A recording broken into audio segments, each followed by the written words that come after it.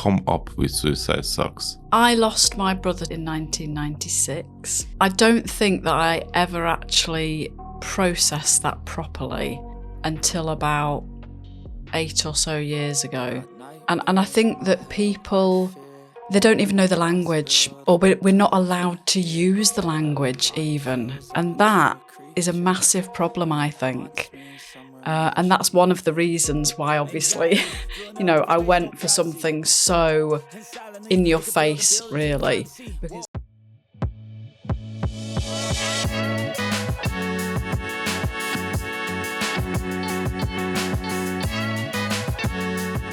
Hi there, and welcome to the new episode of Quite Packish podcast. Today I invite someone who I met last year to a network event, I can say. Your hoodie grabbed me attention. Brilliant. Yeah, because it's exactly, I think, what is intended to do.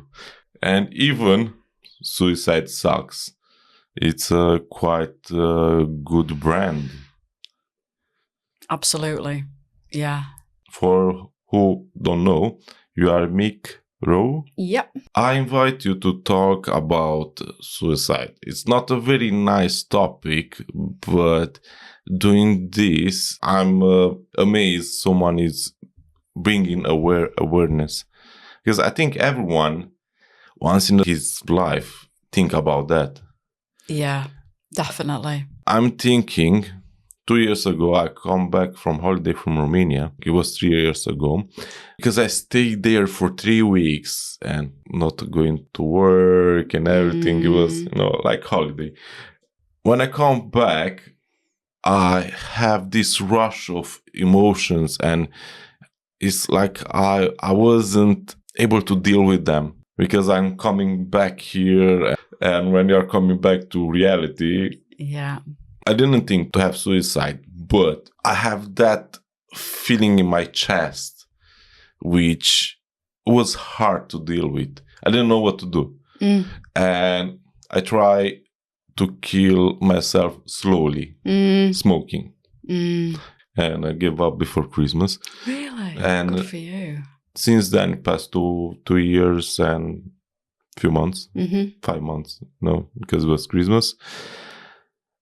And after that, I realized basically I don't know how to balance my emotions. And I think it's the same thing with suicide. Yeah. Because we don't know how to deal with the emotions. Absolutely. And I think that people, they don't even know the language, or we're not allowed to use the language even. And that is a massive problem, I think. And that's one of the reasons why, obviously, I went for something so in your face, really, because I didn't want there to be any confusion about what this was. I find that if I wear my hoodie, people will come up to me and they'll share something with me that's really personal. And I think that's because they feel like they've been given permission. Because the word is there. It's like, oh my God, that person isn't afraid to talk about it. And I mean, like, really talk about it. And even just doing that can open up a way for people to talk about their emotions, which I think is so simple, but so obvious, really. So if you'd have had somebody, if the world wasn't like it is, where we can't use the terminology, and you had all those emotions and that tight feeling in your chest, you might have been able to express yourself a bit more easily if you had somebody who was willing to use the right language. Yeah, exactly. At the moment, we are going to take a break and we are going to eat. Lovely. Because it smells too nice and I'm hungry. It's like torture. Yeah, and we got this food from Audrey's Coffee House, my neighbors. And they make this traditional English breakfast. Honestly, hash browns. tomatoes, massive sausages, thick bacon. That's a bugbear of mine. I think you need to get me ramming a mouthful of beans in. Surely. Even the beans means I know. they're nice, smelling nice. It's like 2 of everything as well. Yes.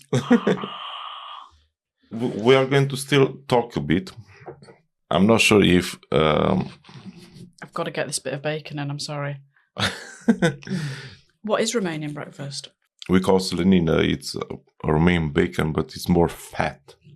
Oh, right. It's smoked fat. With onions, salty cheese, tomatoes, but fresh one, garden ones. It's exactly how we ate in old days. Nice. I've never been to Romania. You can. Yeah, yeah. To keep things interesting, I put the part where we talk while eating at the end of the video instead of the beginning. Okay, we are back after we eat a delicious breakfast. Got very full tummy now. Yeah, I need to tell again to Audrey's Coffee House, many thanks. Many thanks. Spot on. Yeah. Absolutely spot on. I need to visit them outside of the podcast. At least for the coffee. All right, good coffee as well. Now I want to ask you how your project looks like now. Yeah, so at the moment, the Suicide Sucks project at the moment is growing. I mean, I only started in March last year. That's when I set up as a community interest company. And I wanted predominantly to focus on the podcast, which is interviewing those that have made attempts on their life themselves, but are still here to tell the tale. So the idea was that somebody listening could see that there's another option and that hope prevails, basically. So that's the main crux of Suicide Sucks. And I did get some funding from the National Lottery. Oh, nice. I got £10,000 from the National Lottery to focus on interviewing people within Yorkshire. So I go around in my camper van and interview them in there, which is heaven. I love it. It's so peaceful and calm, and we get a brew and we chill. I take my dog with me as well. So he's like the little support dog. It's brilliant. I love it. And that is, as I say, that's the bulk of it. But now we've kind of expanded a bit, and I've actually got some volunteers. Oh, nice. You know, which is, I know it sounds daft, but it's really exciting because it means that it's not just all me, you know, having to ask people for things, really, because, you know, it is a lot to do with trying to get funding. So that's really exciting. And we hosted our first event this year. Oh, yeah. Sorry, I missed it. Which was oh, I'm going to do it again every year. Okay. Without a doubt, because the feedback from that was phenomenal. The whole experience really did blow me away, because I literally woke up one morning and thought, right, as well as the podcast and trying to get the podcast into people's homes that need it, I need to spread awareness. Yeah. And, you know, kind of like the name suggests, you know, I don't want to hide away from it. So I thought, let's create a comedy night. Why not? Let's have Stand Up to Suicide. We have Stand Up to Cancer. Let's have Stand Up to Suicide. And I literally woke up one morning, and before I started to let the doubt and the fears and the barricades and all of that stuff that we bring in ourselves, I literally just put it on Facebook. And I said, this is happening. And I asked for suggestions for comedians and things. And excuse me, luckily I took the best advice there was about putting on a comedy event, which was to make sure that you don't skimp on paying for professional comedians, because at the end of the day, they're what's going to, you know, push it through and make it good. So I followed that advice, and I did get, they're touring constantly. I had Freddie Quinn and Danny Postil, which most people, when I told about the comedy night, they were like, oh yeah, I know them, I've heard of them, I've seen him. And then Joe Zalius, he was the compere, and he's also a brilliant comedian. So we just did it. I found a local venue that was willing to give it to me for free. That there was kind of a story behind that, though, because John, who runs the farm where we held it, he just lost his father to suicide, literally 5 months before, in one of the barns on the farm as well. So there was a real local connection and community kind of coming together in order to, to raise awareness as well. But the whole night was brilliant, and that has led me to think, right, we're going to do more events. As Suicide Sucks, we'll do more events. So we just keep growing. We've done a couple of events locally in Penistone at the Penistone Arts Week at the Market Barn, and we just had it was called Dare to Share, and it was literally people coming up to us and daring to stand with a plaque highlighting their experience of suicide. And again, I think because we're giving permission straight away, people were really on board with that. And, I had a gentleman who was, probably in his certainly late 70s. And then another father with his 9-year-old son or something. And we were even able to talk about suicide as a three there and then as well. So that was really eye-opening, actually, that people, I shouldn't be surprised now that people do want to talk about it. There is just no question that people do want to talk about it, and we have to give people the opportunity to do that. Yeah, but there are some people who don't want to talk about it. I think in one of the episodes you start with something like that. Yeah, it's there definitely is two sides to it, obviously, and I do feel that the name some people can find offensive. So it was like a really difficult thing. When I did set it up, there were a couple of people that said to me, do you really think you should use that word in the company name? And I did actually play around with some other thoughts and, did some brainstorming and all the rest of it.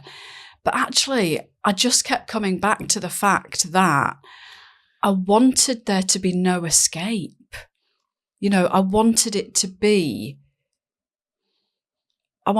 completely cut through the shame and the guilt, basically, and that dirtiness. But the thing is, the name is quite strong.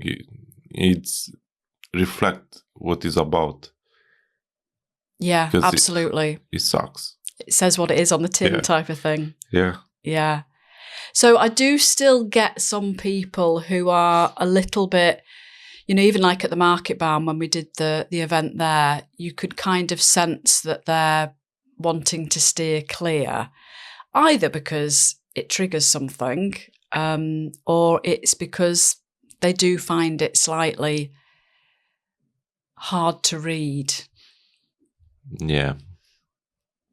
As I say, though, I was kind of just adamant that this is what it is. And it definitely seems to be, like I say, that people get that. They know that I'm not trying to be offensive. I'm just trying to open up the discussion and get rid of the stigma, Yeah. ultimately. And the podcast, is the whole part of showing that there's this other option, because there are people on there that are in their 60s and, have come through. There's young lady, Sammy, she's 24, I think, and she suffered from bulimia and she was raped. There was so many things. But she's in a place now where she's so glad that it didn't work. And I think that's really important. So it's an important message for people to hear, that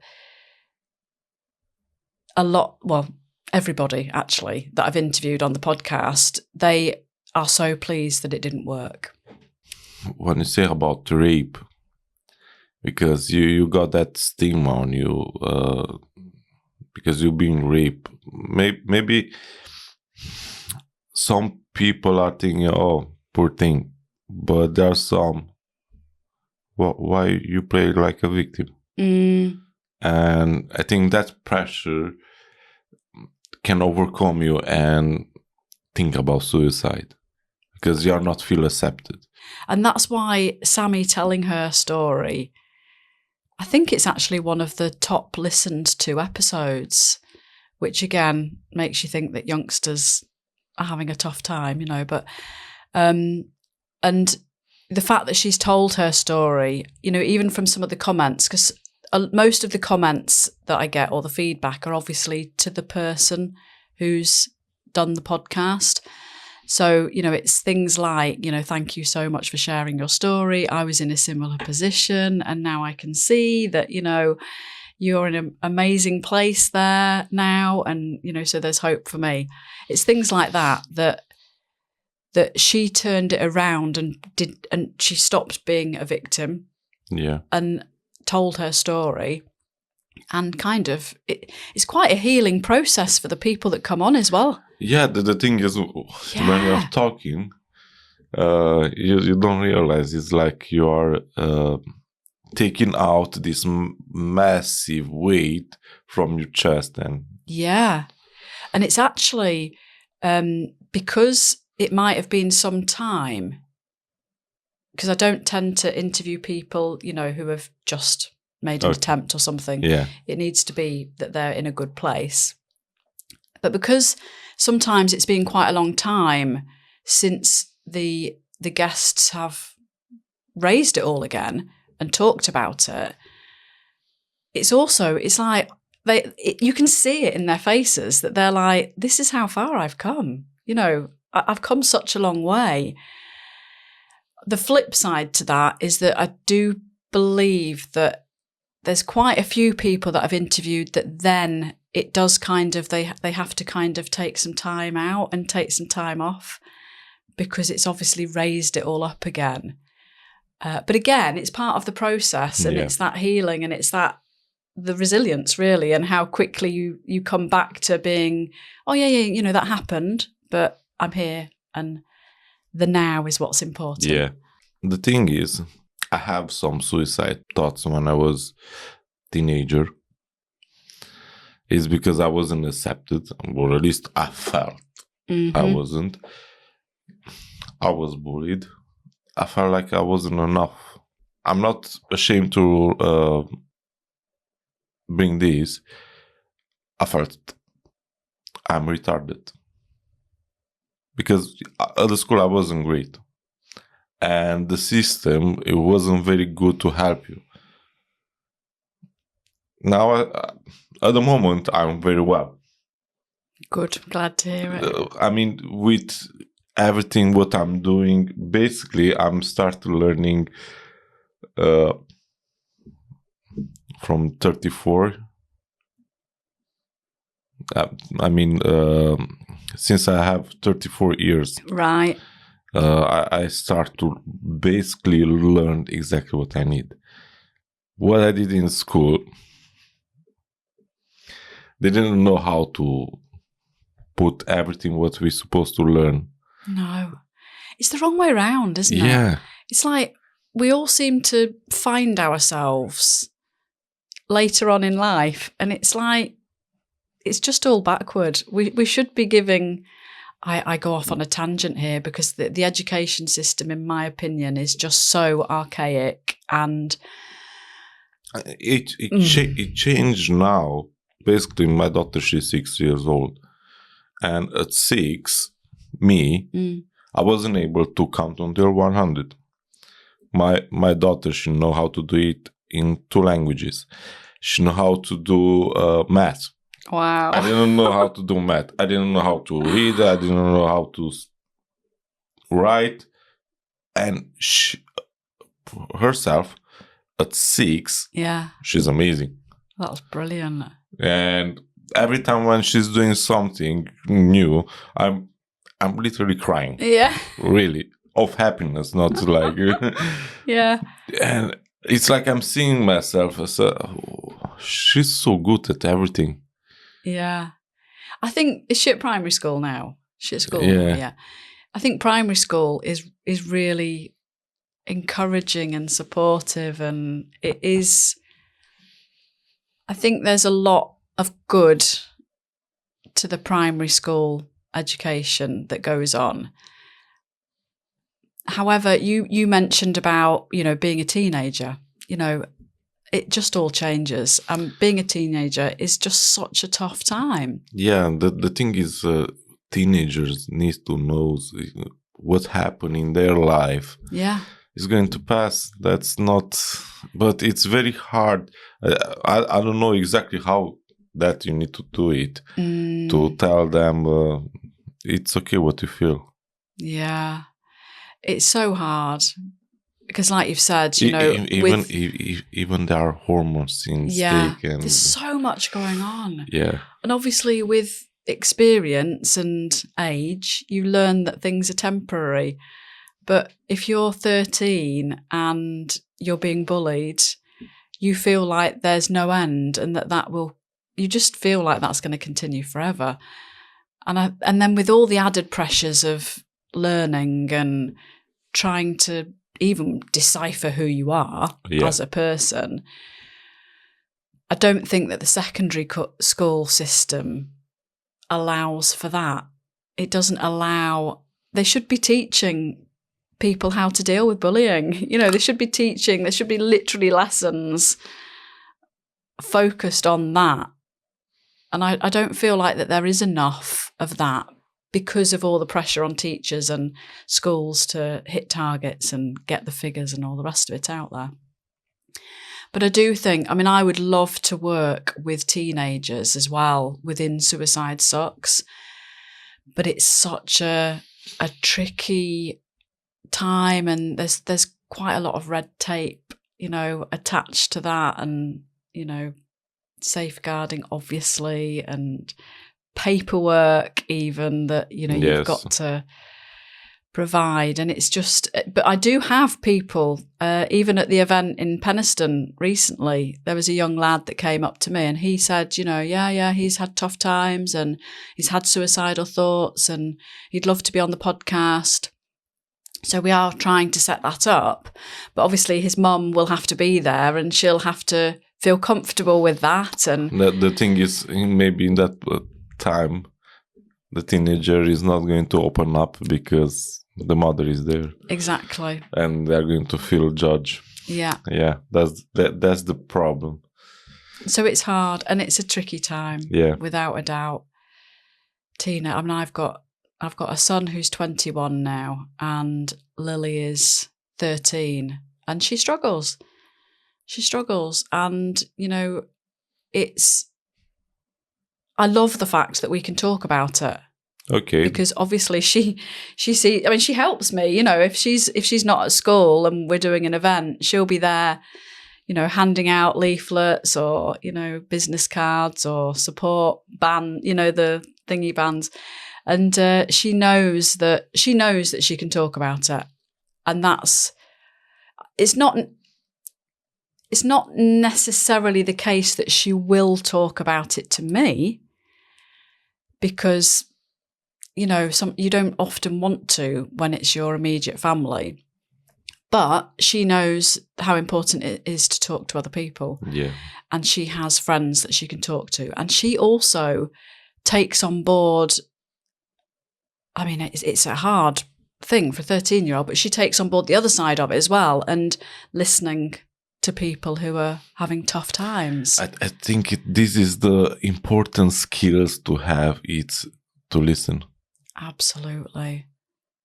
I had a couple therapists in previous videos, and apparently listening even in the couple, and I realized even with the podcast, because basically before I follow a script. Yeah.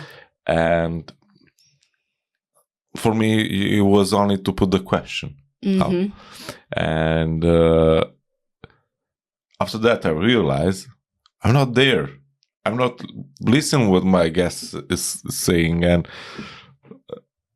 I still have the script, Yeah. but I'm listening. Yeah. This time. And the interview is different now. Yeah.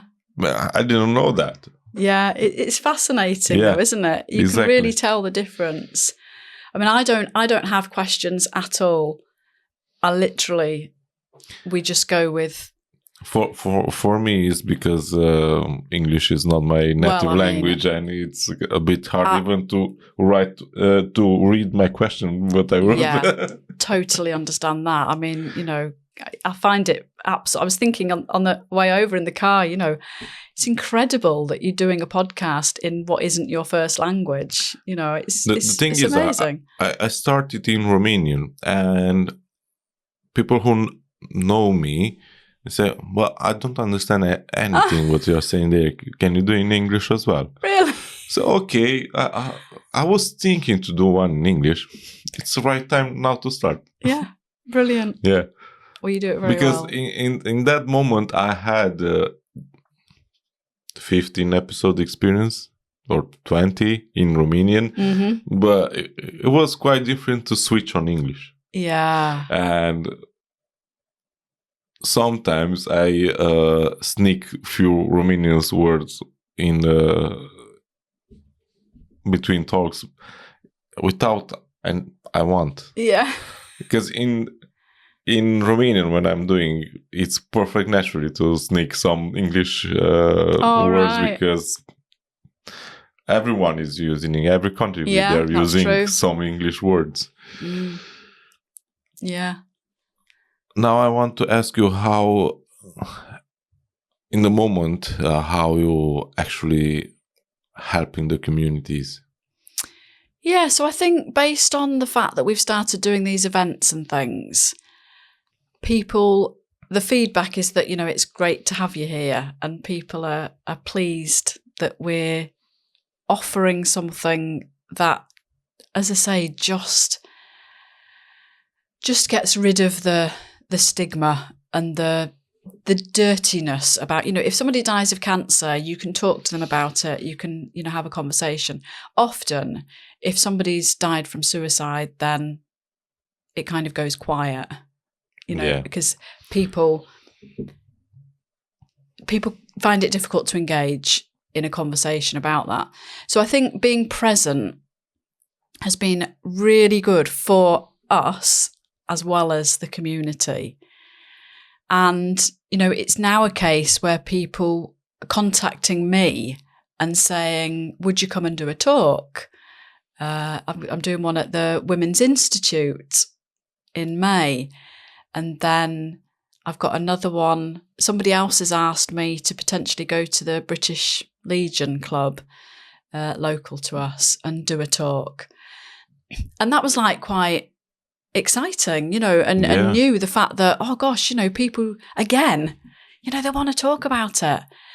And I'm so passionate about, even if I've got two things that I always want to get across whenever I speak to anybody.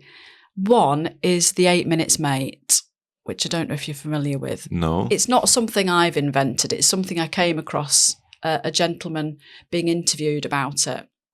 And he talked about how everybody should have an 8 minutes mate.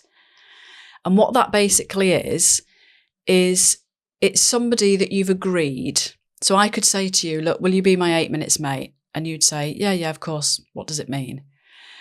And it's code, basically. So if you received a text or a call from me that said, mate, have you got 8 minutes? Okay. You would know that meant... That's urgent. Mick needs help now. And it's literally a case of, if you can, walk out of work, walk out of wherever you are, and give that person a call. And that, in that moment, can be the difference between life and death. That's quite interesting. I never crossed on something like that, and even it didn't cross my mind. No. But it's... Because if somebody, I've had messages from mates throughout my life that have said, you're all right, and there's probably something hidden beneath that. Yeah, but... what are you up to? Or it's not easy to decipher it. No, you can't decipher it at all. So, you say, yeah, I'm fine, you move on. You're all busy. Yeah. Obviously, we're all busy. But you can't do that with this. If you look down, and I've had it, and it panics you, when you read that, mate, have you got 8 minutes? But you just go and you ring. I was on a walk with my husband and dog. Was the daughter there? I don't think she was. And I got one, and I was like, oh, you'll have to walk on ahead, And an hour and 10 minutes later, I came off the phone. But that hour and 10 minutes, so it's not 8 minutes, it's never 8 minutes, it's code. Yeah. Can be the difference between that temporary feeling of I want to end it to listening. Yeah. And, helping that person to just think of something that is positive in their life. And then, by the time, I'm not saying it solves everything, there's still hard times ahead, particularly in this case. But in that moment, it changed that person's mentality and mindset from, I don't want to be here, to, an hour and 10's gone by and I am still here. And actually, I've had a nice conversation and I've felt heard and validated. And so I think that's one of the key things that I always try and get across. A, have you got an 8 minutes, mate? And B, who are you going to be an 8 minutes mate for? Message someone and say, oh, look, I've heard about this thing. If you ever need an 8 minutes mate, let's agree, we're each other's or whatever. And I think it's so small, so tiny, but so powerful. Yeah, that's a good one. I had a question, what skills? Yeah. But we answered it too early. But that's a powerful tool. Yeah. I will use that on my shorts. Brilliant. Okay. Oh, and the other thing that I was going to say as well, the other thing that I always try and get across is if you are aware that somebody is feeling suicidal, that you actually say, or if you're worried about somebody, that you actually say, are you having suicidal thoughts? Because straight away, it lets that person know that, they're happy to talk about suicide. Ooh, maybe I don't have to keep those thoughts to myself. And again, I'm not saying it's, going to solve everything, but if you do ask the question, then you can really cut to the chase and find out if this person is at a point where they've got a plan, because if they've got a plan, and, you can even say, have you got a plan? People are too scared. And I'd love to go into schools and, because I've got a drama background, and do some workshops where you get used to saying to people, have you got a plan to take your own life? Because they're not words that we use in a sentence. But if you've used it in a role play situation or something, then you're more likely to then, when you've got a mate that's suffering, say, oh God, you haven't got a plan, have you? Let me know. And of course, if they have, then that is kind of like crisis point, and you probably need more help, because that's certainly not what we are, and I do make a point of saying that. I'll do anything I can to point people in the right direction. Basically, it's exactly what they are doing. Yeah, but we're not crisis support. So if you're at that point, then you need, more than we can offer anyway. Yeah. But we've got lots of links to people that that's good as well. I think I have a question which is more sensitive. Mm-hmm. It's how how you come up with Suicide Sucks. Yeah, so I lost my brother to suicide in 1996, which is obviously a long time ago now. And I don't think that I ever actually processed that properly until about probably 8 or so years ago. And I think the way I found out that I hadn't processed it is I was out of action with a bad back for about 10 months. So I know, stick with me, but I had 2 slip discs and sciatica, and I was booked in for a microdiscectomy, actually, where they go in and shave a bit off. And I was trying everything I could to heal. I tried acupuncture, I tried Reiki. You know, I'm one of those that I will try anything that's going. And my other brother, it was training to be a kinesiologist in London, which is, and I always get all the details wrong about this, but basically it's one of the holistic healing kind of things. And they work with the physical, the physiological, the mental, the spiritual. There's lots of things. Somebody will have to go and look it up because I always get it wrong. But it's a really weird thing where they work out lots of different things to do with acupuncture points, to do with intolerances and allergies, energy, the lymph. They make sure there's no blockages in your body. And that's what I had. That is what I discovered I had. Basically, he did this process on me. I mean, it was over a long period of time, but there was this one enlightening, shall I say, treatment that he gave me. Shall I tell you about it? Or is it? Yeah. So I have something else to say about this as well. Okay. So he did lots of things, but one of them is like this kind of spiritual visualization activity that you do. And he got me, I was lying down, you know, on the bed, and he got me to explain how I was feeling. And I said, angry. I said, oh, so, you know, what emotion? Anger. I've got a lot of anger. And it was because of the death of James that this anger was quite a prominent emotion. So my other brother, Simon, he talked me through this visualization. He said, right, what I want you to do is I want you to really, really feel that anger.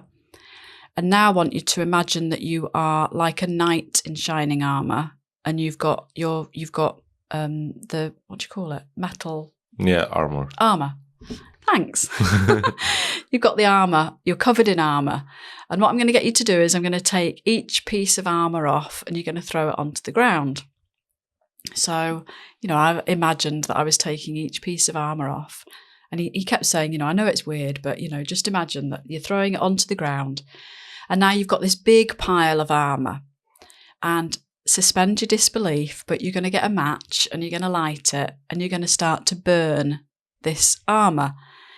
So I did it in my head, you know, I could see it all happening, and I lit the armor, and he said, right, that armor's now melting and it's getting smaller and smaller, and it's, you know, gradually a really tiny puddle, and it's going to go into the earth and it'll disappear. And that's what happened.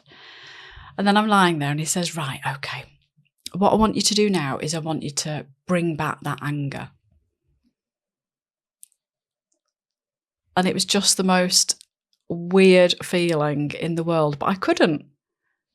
And I started laughing hysterically.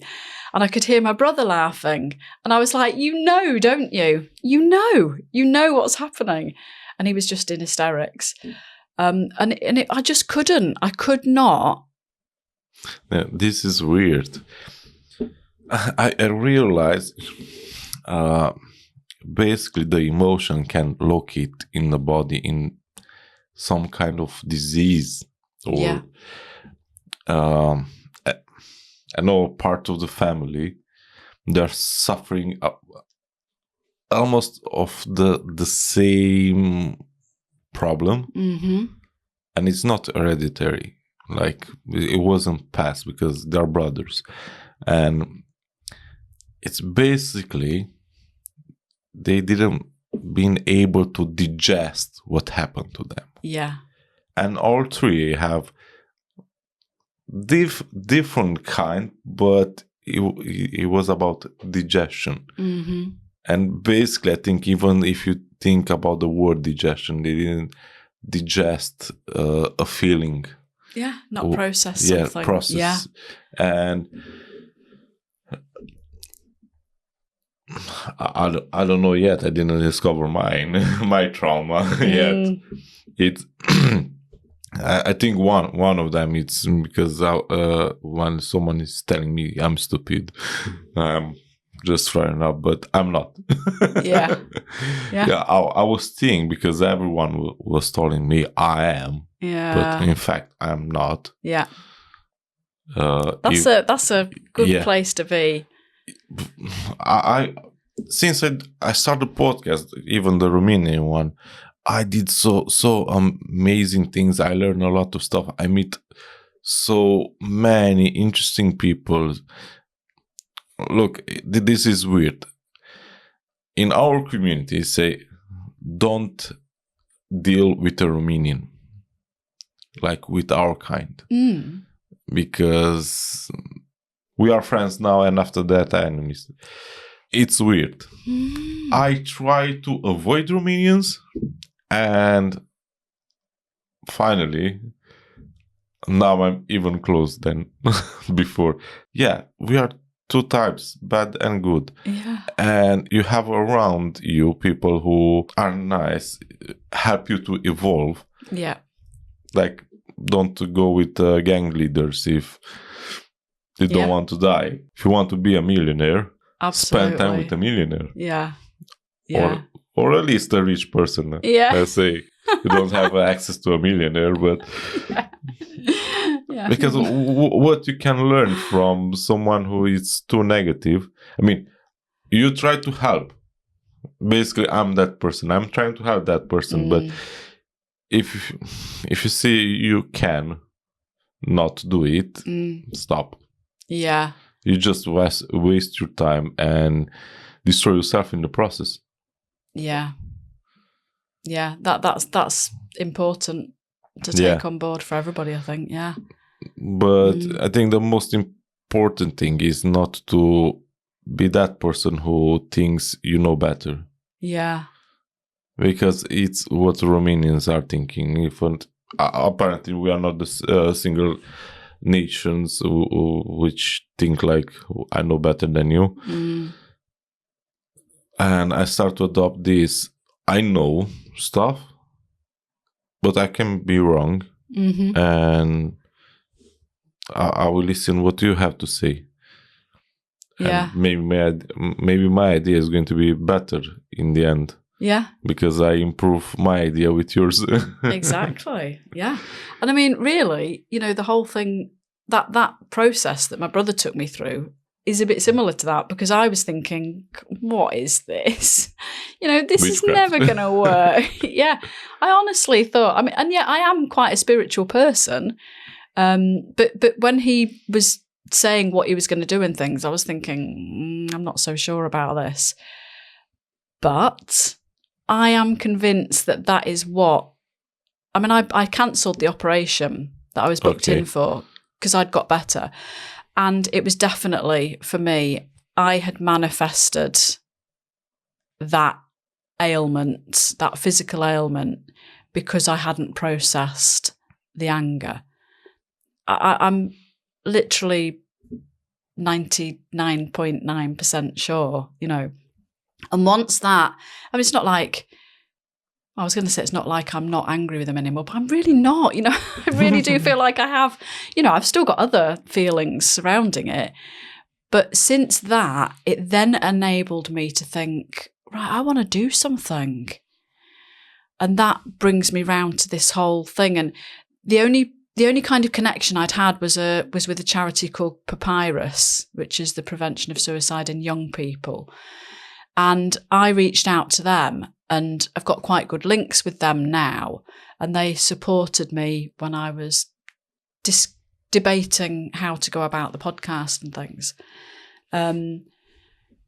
And so I decided to make a documentary, and I made a half-an-hour documentary. And again, it was one of those moments where I just put on Facebook, does anybody want to be in a documentary about suicide? Thinking I might not hear anything. And I got so many messages back. So did the half-an-hour documentary where I interviewed 2 people from my local community who had made attempts on their life, and 2 people who had lost loved ones to suicide. And I put that on just in the local scout hut and raised £500 for Papyrus. And that was kind of the start of it, really. Because then from then, I kept thinking, what else can I do? You know, what more can I do? And then I had this idea about the podcast. And I just felt like, although there's so much more available now, I mean, especially for men, you know, Andy's Man Club, there's Men Walking and Talking, there's football groups that have been set up locally. I'm waiting for someone from Andy's Club. I'm reading they're talks very with. busy. Yeah, we're supposed to meet and to coffee Right. first. We already scheduled recording the podcast, but Yeah, I found that amazing what they're doing as well, because it is. it's the same story. Andy, it's the person who Yeah. killed himself. Even it's another one, Be Kind for Honey. Oh, It's a teenager who killed herself Right. during the COVID period, right. because it was that COVID depression. Yes. Yeah. And I'm trying to reach them, but Yeah. Well, one of the guys actually came to the comedy night and did a talk. He was one of the guest speakers in the end. Simon Mayo, he was called, and he was brilliant. And he, you know, completely opened up about his story. I mean, he had to follow a comedian as well, so it was pretty good going. But yeah, Andy's Man Club, brilliant. I did interview one of them for the documentary as well, actually, when they were not quite as big as they are now. But so there are lots and lots of things available now, but I still truly believe that if my brother had potentially had a podcast where he heard somebody who'd stood in his shoes, that he might, I mean, you know, nobody can say, but it might have made him realise at least that he wasn't the only one feeling like he was. And therefore, there might have been that element of hope that, well, that person got through it, so maybe I could. So that was why I wanted to set the podcast up. And what was hard about it, though, is that in the early stages, I got lots of people contacting me who had lost loved ones to suicide, who wanted to come on.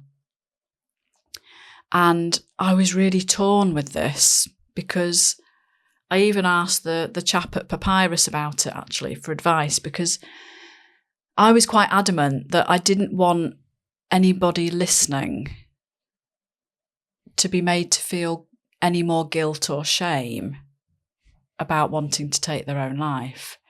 So I was worried that if I was interviewing a grieving mother about losing her son to suicide, I was worried that I wouldn't be able to key into the listeners that I was trying to get. Do you know what I mean?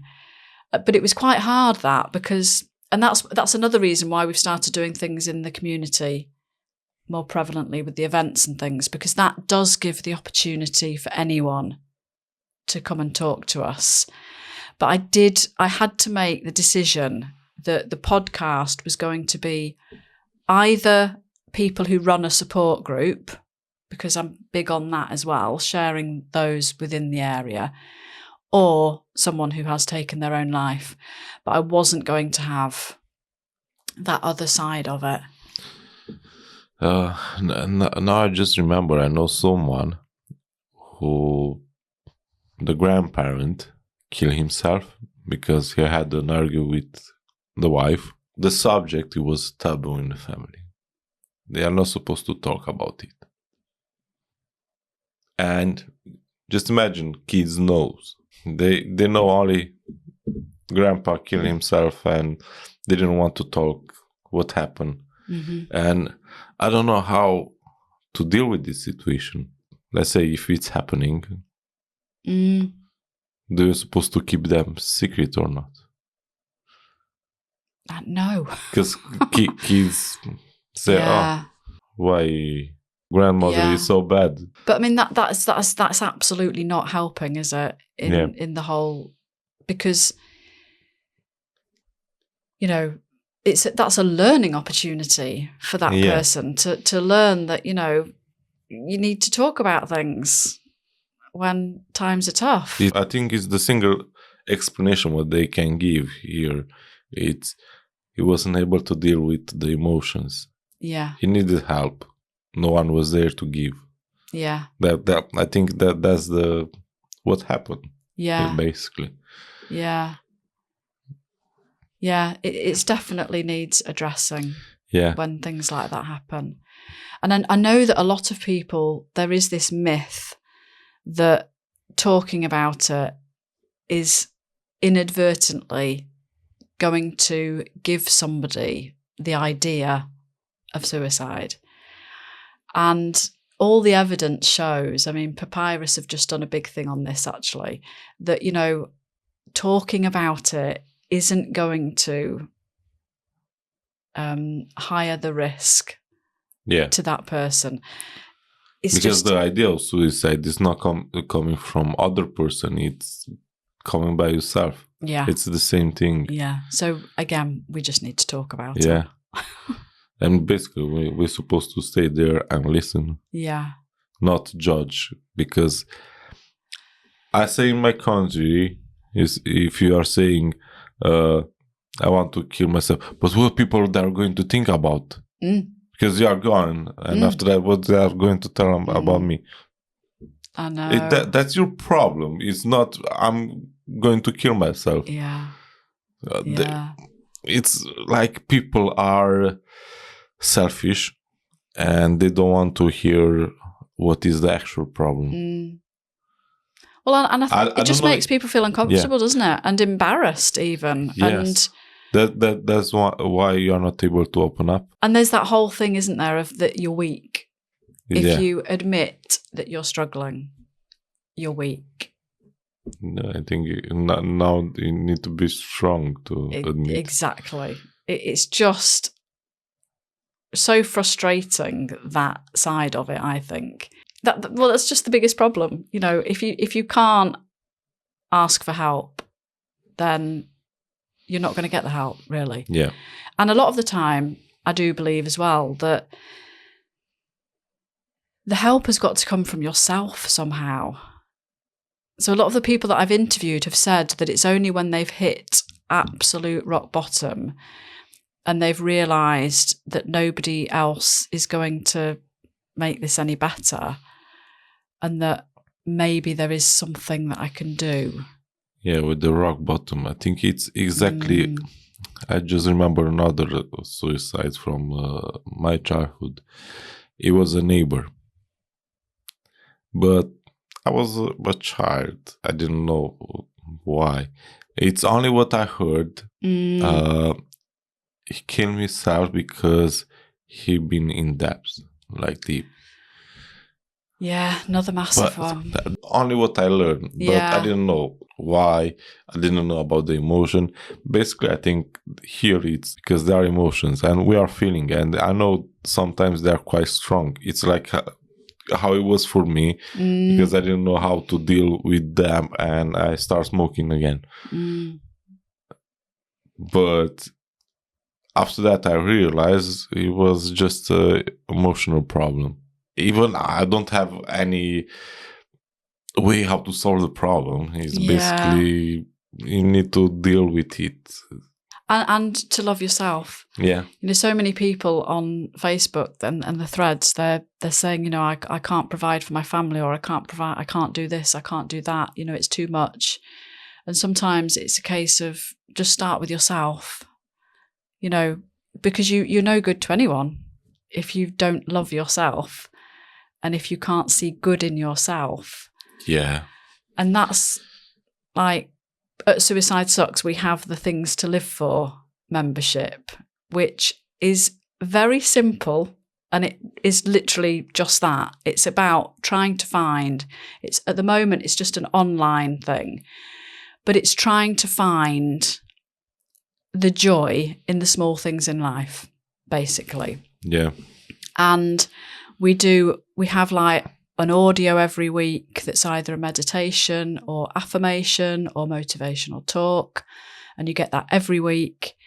We have group Zooms, but one of them is like a workshop. So we'll look at something that can help. I start to like these workshops and Zoom meetings lately. I'm full in everything, and basically are doing the Zoom meetings and workshops. So we do. That's nice. We have one Zoom on it's the last Wednesday of the month. So it's a monthly thing at the moment. And that's more of a community-led one where we just come together. I always share a book of the month and a song of the month. Okay. Because I'm big on self-improvement books as well, and those people that have talked through how they've got through the other side. I think they're really worthwhile. So we share the book, and then we have a second Zoom, which is on the second Thursday. How do you announce them? When everybody who signs up joins the Things to Live For private Facebook group. So everything is just in there. And again, I only have 10 at a time. So it's not like this massive community where you kind of feel more confident in sharing anything. Yeah, I think it's more advisable to have not big community, because you can got even bullies. Oh yeah, exactly.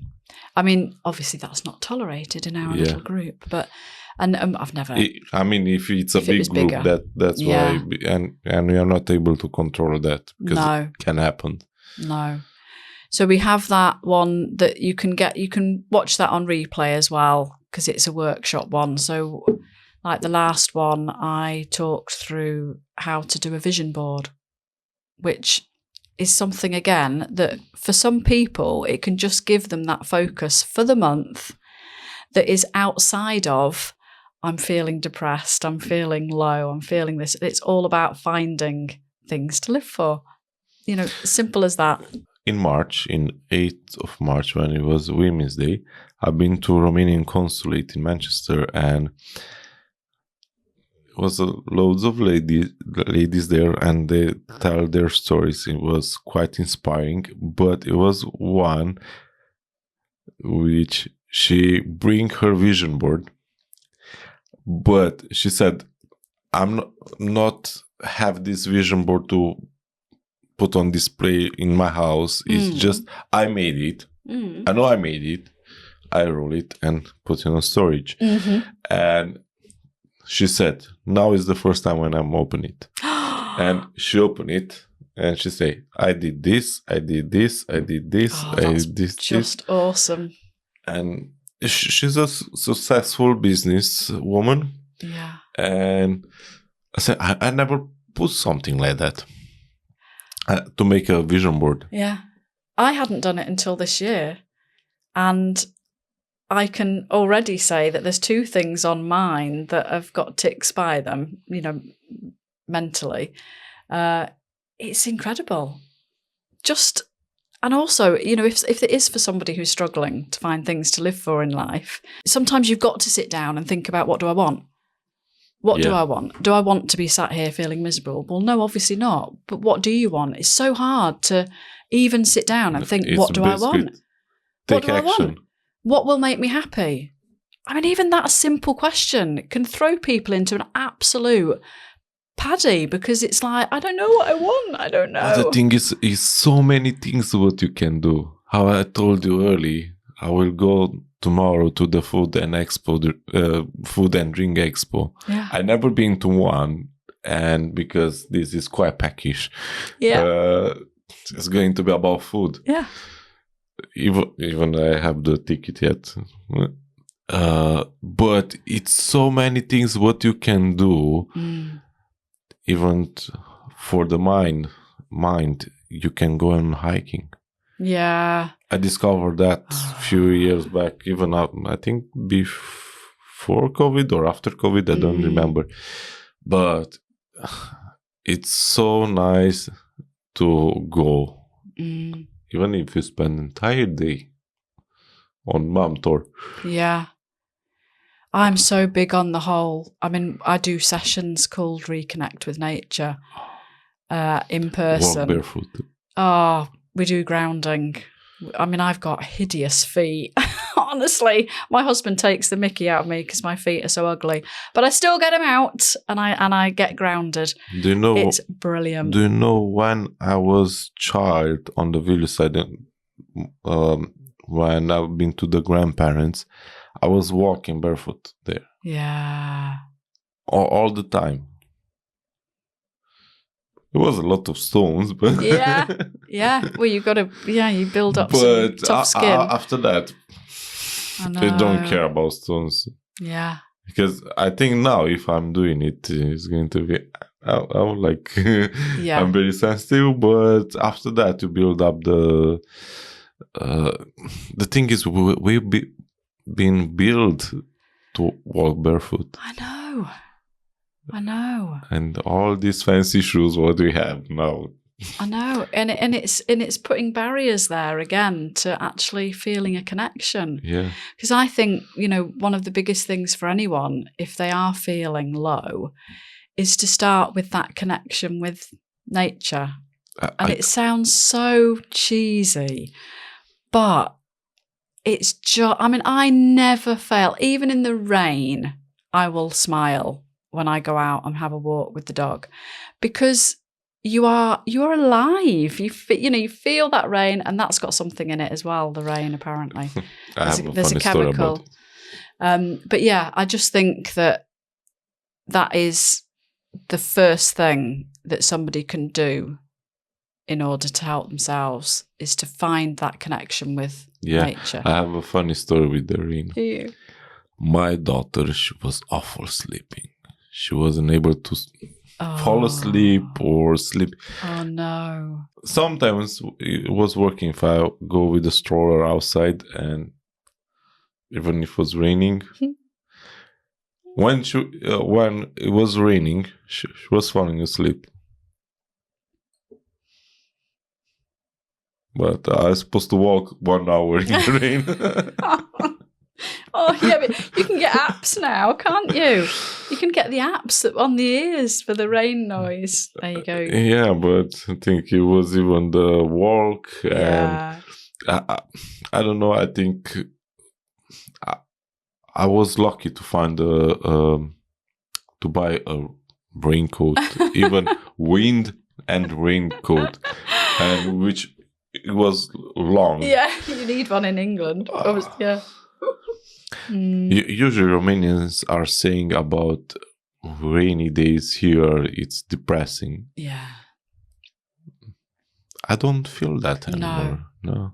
I mean, depends, I think, it's about depressing your if you're side. indoors looking at the rain. Yeah, but you can do a lot of things. Yeah. I mean, even I don't care about rain.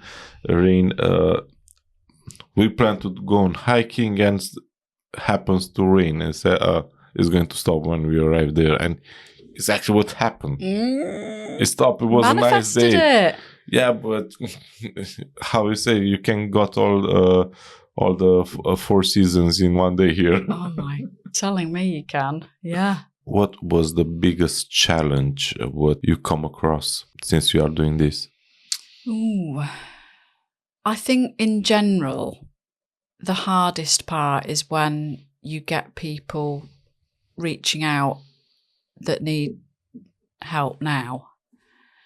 And, obviously, at the moment, I'm just kind of me. I've got some volunteers now for when we're out and about, but that's really hard. It's just all about pointing them in the right direction, really, and potentially just having a bit of a conversation to get them through how they're feeling in that moment.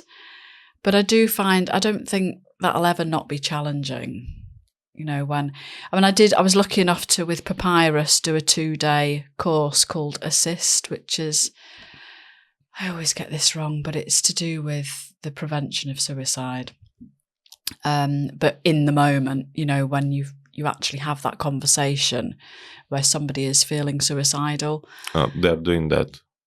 They're helping with that. Yeah. Okay. And it's like the key thing is to always just to try and direct the conversation towards something that they can cling on to that is hopeful, or cling on to something that brought them joy.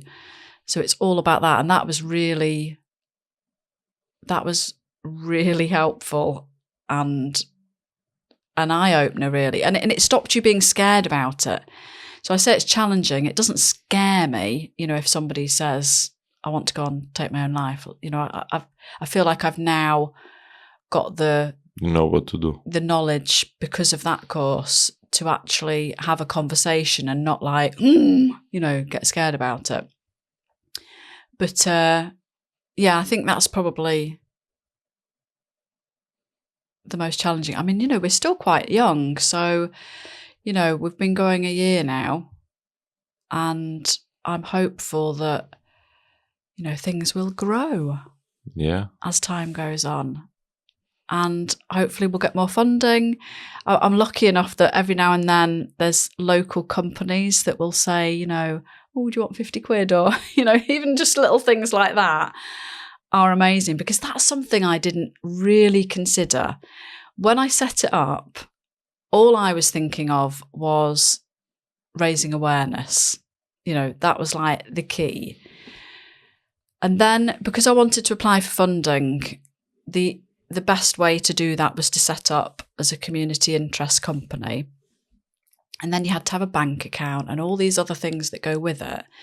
But then throughout that process, you know, you then discovered that you needed insurance, you need hosting platforms in order to do the Zooms and to have the packages. You need, I mean, I haven't got a CRM, but, you know, I do it all painstakingly with the emails myself. And, you know, because it's all things that you need to pay for. And I hadn't quite appreciated that in order, without even doing anything, that's just the, you know, what you need to keep going. An accountant, you know, all these kind of things that I hadn't really thought of when I was just thinking, well, I just want to raise awareness, you know, I just want to get people talking. So yeah, that's also challenging as well. You can do just giving a page. Yeah.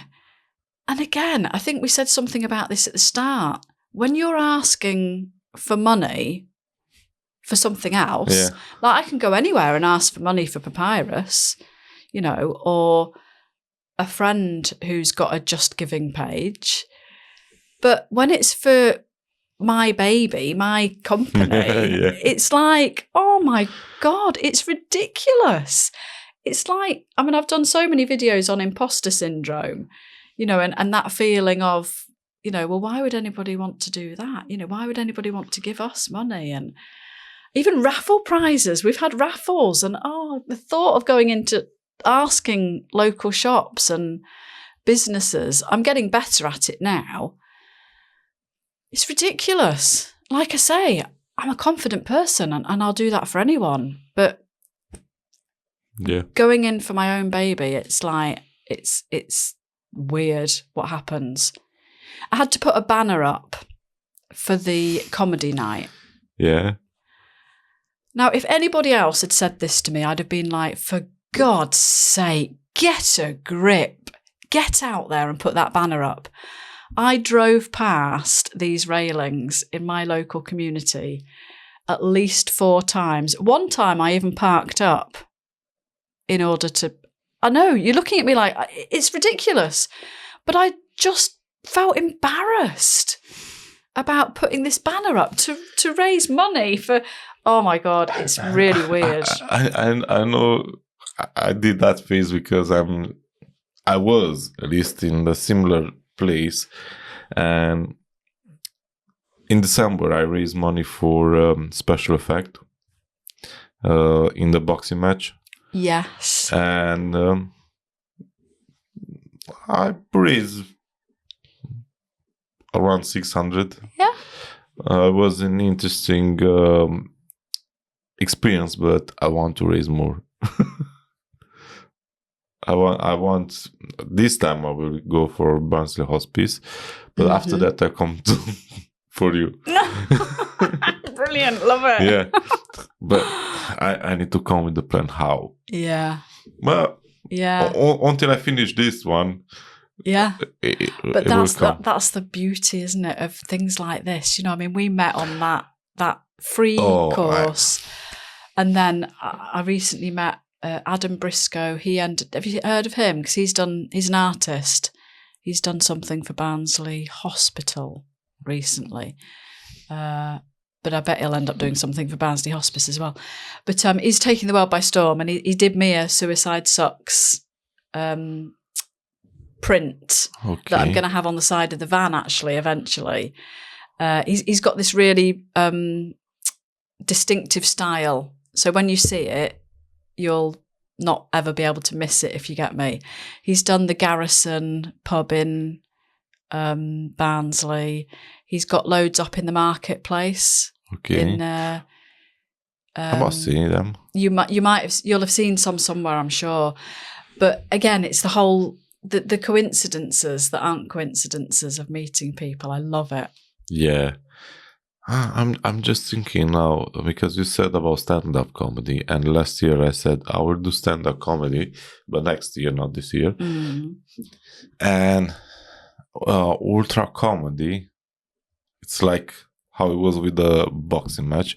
They're doing stand-up in Sheffield, and I was thinking to participate on that one because I will aim there the stage threatening, and I will be able to talk on stage, and I must be funny. Right. I think I've read about this. Is it like an 8-week course or something where they take you from zero to whatever? Exactly. Yeah, it is exactly how it is with the boxing part. Right. Because I was from zero to fighting in the ring. Yeah. And wow. that will be a challenge. And if I can raise money for you in that way. Yeah. Because if you make a just giving account, basically, I don't know how to sing up there your charity. Everyone can raise money for you.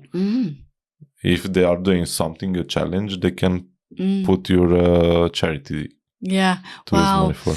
Yeah, we're not a charity, but we're not non-for-profit. So I think they are starting to bend the rules a bit with things like that. But like, there's a Facebook link, and we're not on there because we're not a charity. Okay. But I mean, I have got a Just Giving page anyway. But yeah. Does mean you have I've got one from previously when I raised money for the documentary. Okay. So I can wiggle that. Yeah, that's I'm liking the sound of this. Yeah. You see, you meet people and absolutely. But also, if you don't have those conversations, because that's another thing, isn't it? You could easily not. You know what they are saying. What the guys from big business events they are saying. You need to have conversation, and after that you can have a sale. And basically, you need to have conversation, and after that to come with an idea. Yeah. How this journey changed you as a person? I think I've got braver, and I think, like I said earlier about the comedy event, just literally waking up one morning. You know, I don't stop now. I don't stop and let the chatter get involved. I just have an idea and I do it. So I'm less fearful. I think that's what it is. It's doing it scared. Yeah. Which I know is, again, can be cheesy, but it's so liberating to not constantly think, oh, but should I? But what will people think? Oh, but maybe if I do that, Yeah, oh, but somebody overthinking. else has done that. Or, I just don't do it anymore. And I think that's partly because of what I'm telling other people. I'm literally taking my own advice. One of the biggest things for people who are feeling suicidal is believing those thoughts in their head that are talking absolute crap at the end of the day. And we need to change that mindset. And because I spout this all the time, I've taken it on board myself. And I wake up almost every morning with a new idea, and it doesn't get thought about in terms of what could go wrong or why I shouldn't do it. It just gets added to the list for when I'm available. Like, I've got this new thing that's coming up at the moment, which is I'm really excited about. And it's to do with rewarding milestones. So I know for a fact that if somebody has got through a month without self-harming or without, taking their own life, it's a milestone to be celebrated. Yeah. And again, we should be able to talk about that and celebrate that. Just like in Alcoholics Anonymous, they have milestones there, and you get the chips, and it's a visual reminder that you're here.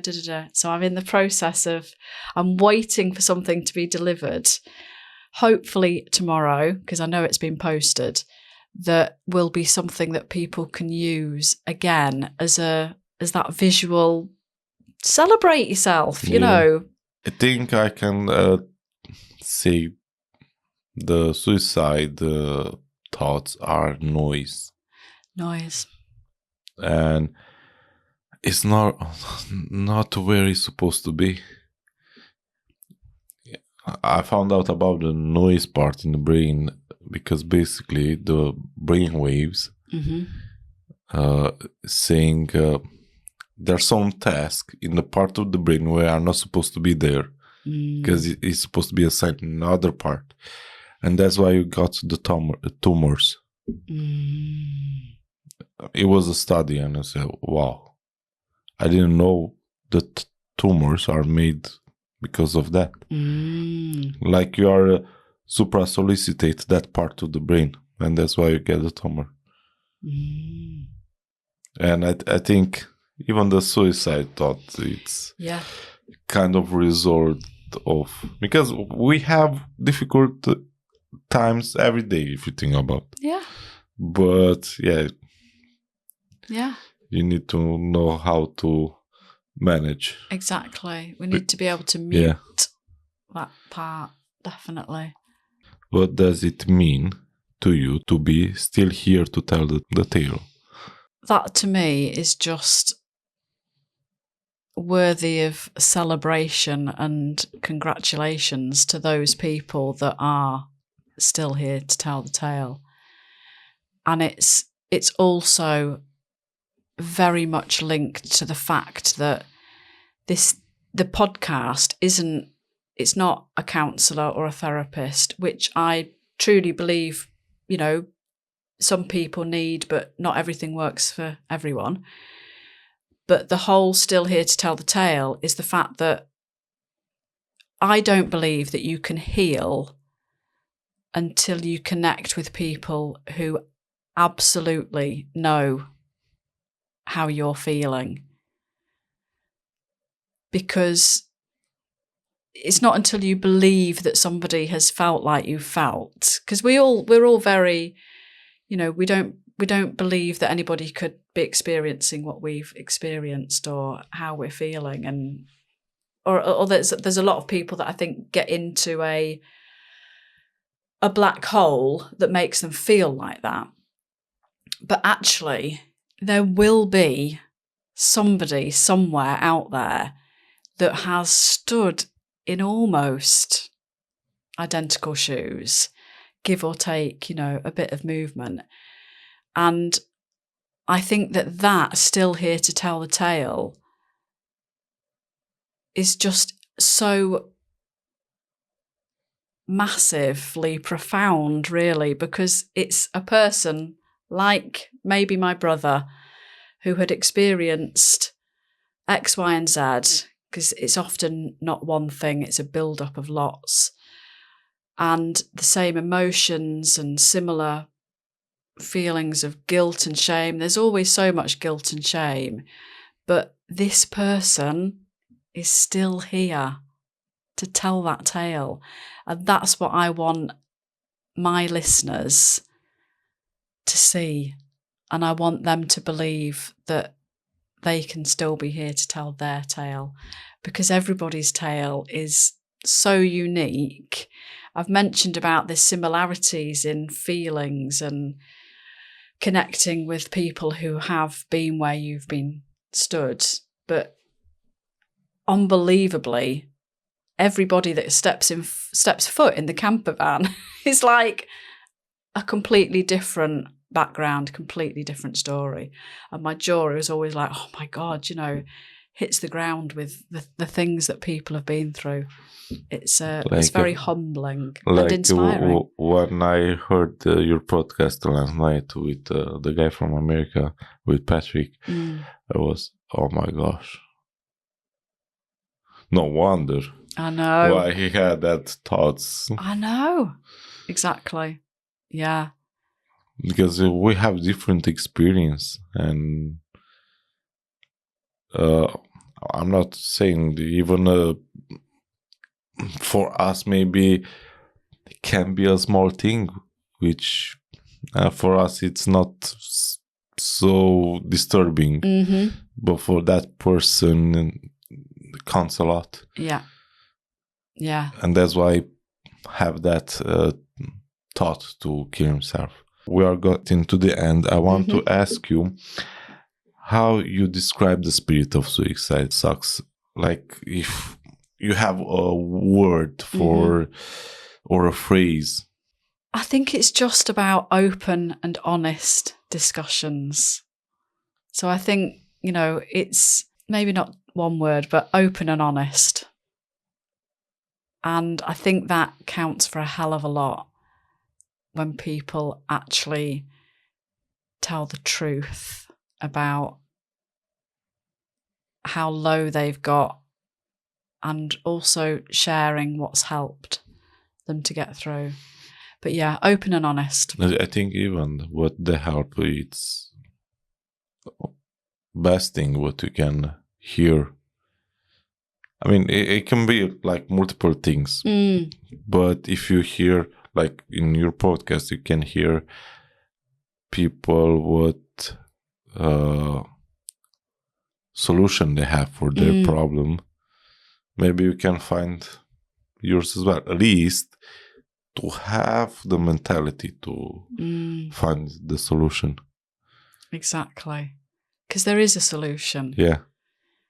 And it is, my daughter keeps telling me this phrase, actually. I mean, she's 13 and she comes up with this phrase all the time, because we also do Event and Vibe on TikTok me and a friend on a Friday morning, 10 till 11, if anybody wants to join that. And it's just a safe space to have a chat, really. But my daughter came on the other day and she said, don't choose a permanent solution to a temporary, but she's obviously heard from someone else, but to a temporary feeling, or I forget the exact thing, but yeah, but it's just so powerful. Yeah. Because everything's temporary. I mean, unfortunately, even happiness is temporary. We're not going to feel happy all the time. Yeah. But you are sleeping. Yeah. Yeah. But it's about living in the now. That's the other thing that I really focus on. We've all got a past. There's no point in expending energy on what's going to happen in the future. This second in time, I'm talking to you and we're having a lovely time. There might be lots to worry about later on, or what's happened this morning or whatever, but we need to stop that and just think about the now. The Power of Now by Eckhart Tolle. Is that his name? I think so. That's a good book. I heard about it. Yeah. I just remember I was working in a warehouse and I met a black guy from Holland, Mm. and I didn't realize how old he was. Mm. He was 60. He looked like 30, 35. Really? And I asked him, what is the secret? I said, look, problems comes and go. Love it. You know how to deal with them. True. Because Yeah. every day you can have a problem. Yeah. You don't have enough bags for your bin. Yeah. Or, I don't know, maybe your car is broken down. Yeah. But you can fix that. Yeah, it costs money, but Yeah. Yeah. everything is going on. But we have only one life. We do. And we can achieve awesome things. I just realized that that's the thing. People didn't show me what I actually can do. Yeah. Yeah, maybe I wasn't great on literacy, to describe what writers want to say. And we're supposed to guess what they want to say. But they didn't teach us exactly what to believe about what they wrote. We're supposed to say with the words of the teacher. Yeah. Yeah. And now I realize that was wrong. Mm. Yeah. Even our kids, they're not supposed to do exactly what they are teaching in school, because they can come with their own solution. I saw my daughter, because I tried to teach her to do it in a different way, but she come with a different idea. But they're still brilliant. Yeah. It's a wrong way, but it's brilliant. Yeah. And I think this is the problem in our society. Yeah, I agree. What kind of support you need to grow? Suicide sucks, even Fuller. Yeah, well, it's interesting that even just having the couple of volunteers that I've got is amazing, because it enables me to do things without the imposter syndrome. Oh, yeah? You know, because it's like you've got someone else there. Like when we went to the market barn, I couldn't have done it on my own, but having volunteers with me. So more volunteers is going to be good. I think I'm going to get more volunteers. I mean, obviously it's boring, but financial help is always obviously great, because with it being not for profit, then other than funding or the if I make any money from the membership package, that's it really. You know, so it's kind of, you know, it's a passion, but also it's nice to not have to take anything out of my family's you know, life and things. So it is like, I just need to tick by. That's all I need. I just need to tick by. So we're always looking for sponsors. If there's anybody that wants to sponsor Suicide Sucks, and that can, you know, we can have a conversation about what that would look like. You have a website. Yeah. We have a website, www.suicidesucks.co.uk. I put them in the description anyway. Lovely. And, you know, we haven't got any sponsorship plans in place because we haven't needed to so far, but you know, there certainly are companies local to us that have been generous, even if it's 50 quid or 100 quid here or there, it all helps. And obviously, you know, we can big them up on the podcast or pop their logo on the website. Anything is possible. It just needs a conversation. I can put a banner on my website. Yeah. Because I got few viewers. Excellent. Yeah. I just remember about what you say about the imposter syndrome. 2 weeks ago, I've been to an event and I was introduced like the best podcaster and vlogger. And first, are you joking? And she still did that to present myself. Yeah. Present me. I'm the best. Yeah. And I said, why I stop her? Because I remember about this syndrome. Yeah. And I start to take it. So because I remember another therapist saying, I take everything. Yeah. You make me a compliment, I take it. Yeah. And say thank you. Give me more. Yeah. And basically we're supposed to take that, not to be like, oh no, I'm not. Oh, It shucks, wasn't a big deal. Or and basically we are deflecting it. Always. And you may feel bad that person because you made a compliment. Yeah. Yeah. And after that I took everything. So okay. That's a good thing. I'm Yeah. going to take that with me. I'm starting to do that more, but I'm taking that with me for the rest of the year. But it's because we are not encouraged. There's a fine line between being cocky, arrogant, and whatever the other one is. Confident, and proud, basically. There's a fine line. And it's so wrong, but I feel like I've been brought up to, diminish and lessen any positives in order to not make anyone else feel uncomfortable but actually, no, we need to celebrate things. We need to be proud. Another thing, we meet to Adam Stott event in Sheffield. Look, I'm supposed to have a hot seat session with Adam. I had everything in place, and Adam have a look and say, "Oh, you have great stuff here. Great job. Continue to do this." And I was disappointed. Really? Kidding? Why I'm disappointed? He said I did good.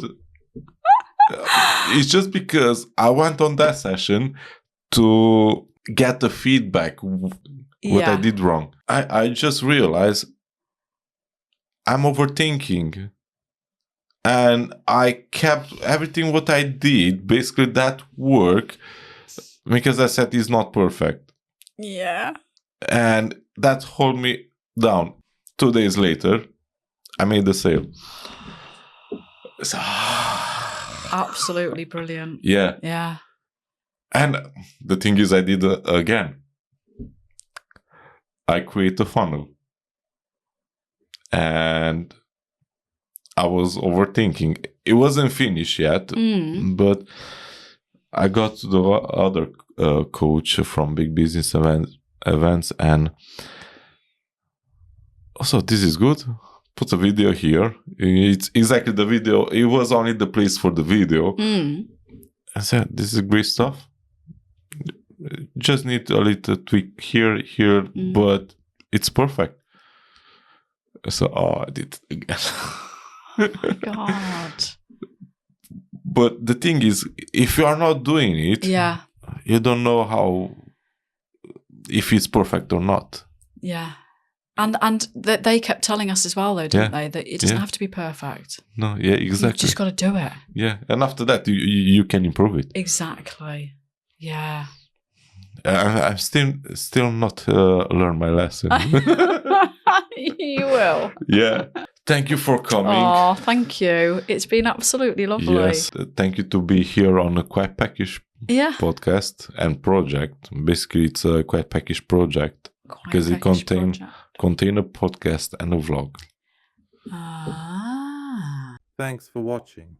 This is the end of the main video, but like I promised at the beginning, I'm going to show you the rest of our conversation that we had while sharing the meal. Depends where you want to go. I'm from Transylvania. Oh, really? That's always a funny one, really, isn't it? Because the whole Dracula thing and... I don't know. It's because of that we are eating a lot of garlic. Really, we are eating. We put garlic in our sausages. We're big on garlic as well, though.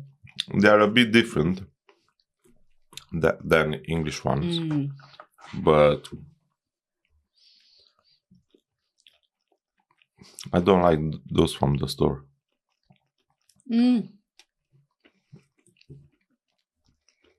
I just went away and we picked some wild garlic with the idea of making some homemade pesto. Garlic pesto. Well, I think in this period it's supposed to be in the forest a leaf. I don't know how it's called, but it got the garlic taste. Yeah, it is. That's what I've picked. It's like leaves. Yeah, it's really weird. In our country, we are collecting it or making it, or even make like a food, like a stew. But yeah, in our country, it's a big thing. Like almost everyone, is going to the forest and pick those leaves. Right. Transylvania also reminds me of, just from being younger, there was a film, I think it's the Rocky Horror Picture Show, and there's a song in that, and it goes, and it's from, some of the lyrics are that they're from Transylvania, but have you ever seen the Rocky Horror Picture Show, the film? No. Oh, it's crazy. I think you need to watch it, purely just for this one song with the line in it that's about Transylvania. Okay. I will search for it. It's a musical, obviously, but it's crazy. If I'm not mistaken, our king, he have a house there. I think you might be right. Yeah. But I'm not sure exactly in what village. What brought you to England?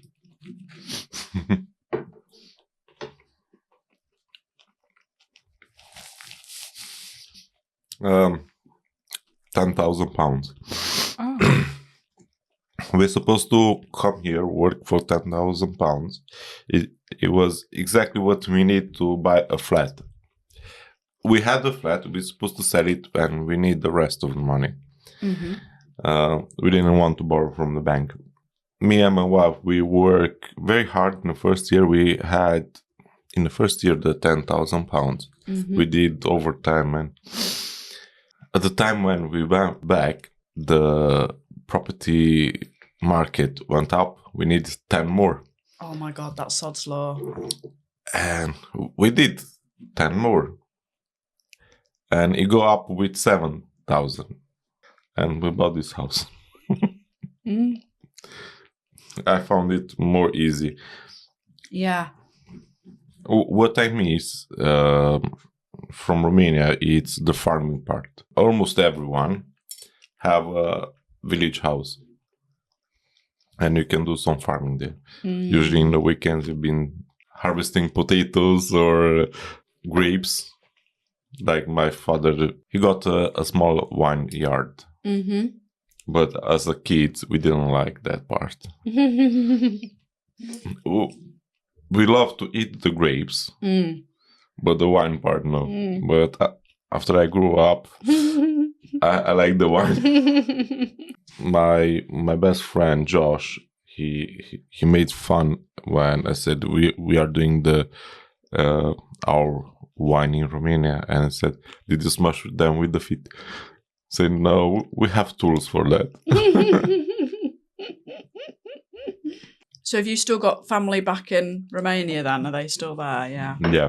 Do you get to go out there at all, or do you go back at all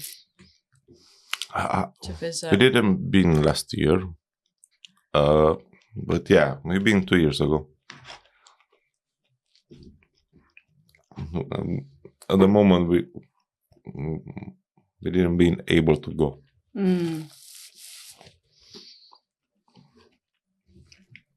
Do they come here? Have they been here? No. No. They've been here, but my parents-in-law, they take care of my wife's grandma, and she's half paralyzed now. Almost. Wow. She's 85.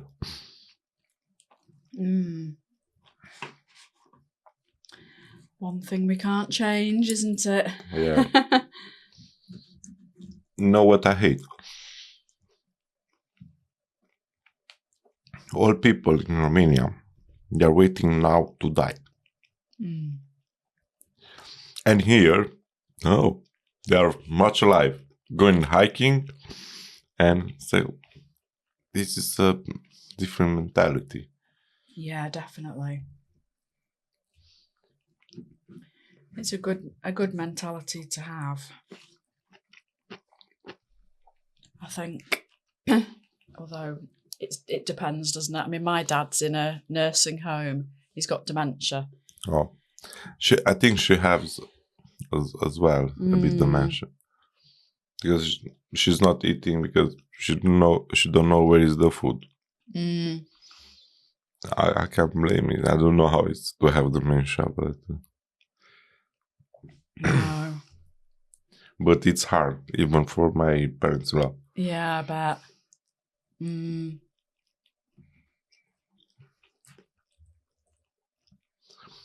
because when how I say it's my grandma-in-law. Yeah. When she wants to gossip, she remembers everything. Oh yeah. Yeah. Yeah. I'm good at that.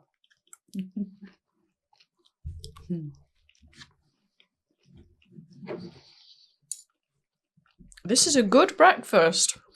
I need to go more often throughout this. Because I actually have taste everything. It's lovely. I'm not a fan of black pudding though, are you? Do you like black pudding? No. We are doing something similar in Romania, but it's I don't know if I grew up with myself. I grew that in me because it's blood in it. Yeah. But I ate once in one English breakfast here, and it was so good. Oh, you had more. I ate it, my wife's. Oh my god. Yeah, I think It depends how it's made. yeah. I actually think that if I properly tried it, I would probably like it. Because I do like all those kind of, like pork scratchings and very salty. And apparently it's very salty. So I do think I would like it, but I just don't like the thought of it. You need to have an experience of pork sacrifice in Romania. It's how we call it, pork sacrifice, but it's in November. It sounds not very nice, killing a pig. Yeah. And I think I've heard about this actually. It's just dawned on me, I think, that my nephew's girlfriend, I think, is from Romania. Do they have some strange, like, not festival, but happenings when you get married and you have to go and steal the woman from the family or something? Is that maybe I've got it wrong?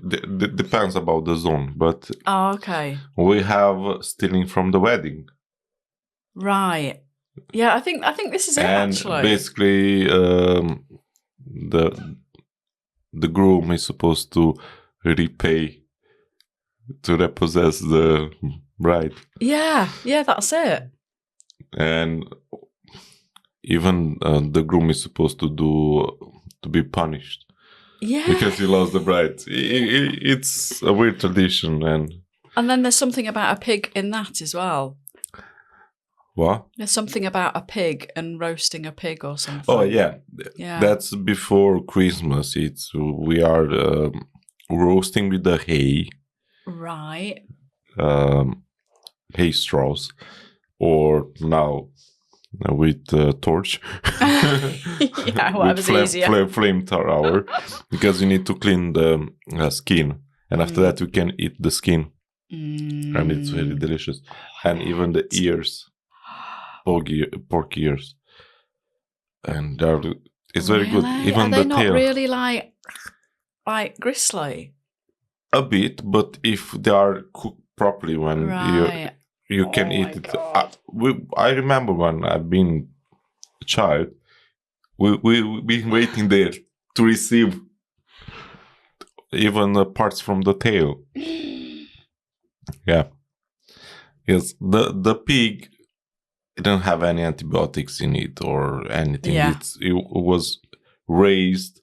Basically, the food what we throw, they ate. Mm-hmm. Because we are doing waste. But when we are doing potato harvesting, Mm-hmm.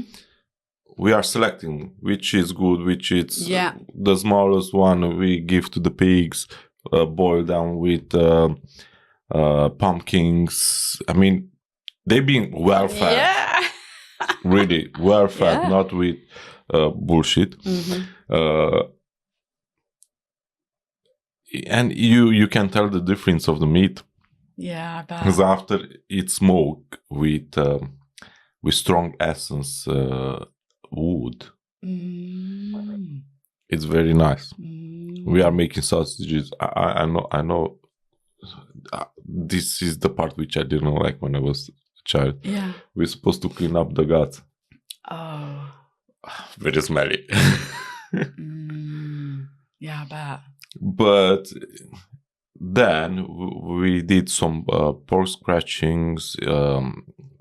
We fried some fat or new meat. Yeah. And it was basically we took a day off. Even they took us out from the school when we're supposed to have that moment to sacrifice the pig. Wow. And we had fresh meat for the winter. Basically, it was for winter. Yeah. And when you sacrifice a pig of 140 kilos, you have a lot of meat for the winter. Yeah. And I remember my grandma, God rest her soul, when I was visiting her, she was bringing me the fresh smoked meat. Yeah. And you can eat it like that raw. Yeah. Even the sausages. Wow. And some iced onions. Iced onions? Yeah, because we keep them in the cellar and it was so freezing. Oh, and right. It was icy. Yeah. Oh my God. And you're supposed to smash them. Oh, really? I was going to say, do you eat it like an apple? Oh, no. No. Oh, brilliant. Iced onions.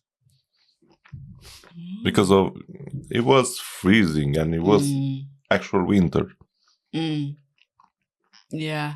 Like when it was winter holiday for 3 weeks, it was snow. Yeah. And big snow. Yeah. And we didn't stay on the phones. We've been on the hills. Yeah. All the hills what we have on the village. Because my city from Romania, it's between low mountains. And I don't know if you hear about Carpathian mountains. I don't know. Anyway, it's those chain from Romania.